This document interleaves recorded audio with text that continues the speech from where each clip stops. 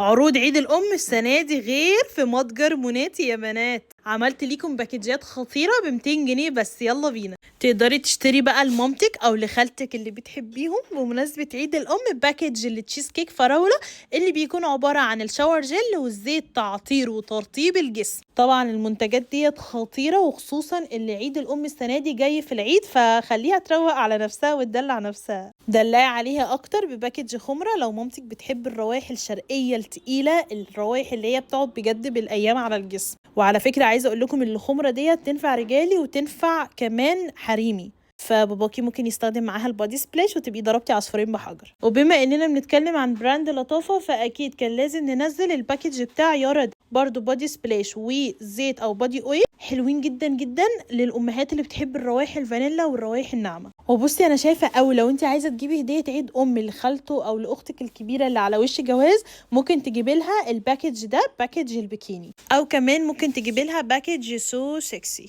واحلى حاجه بقى نختم بيها، تزوري الايطالي.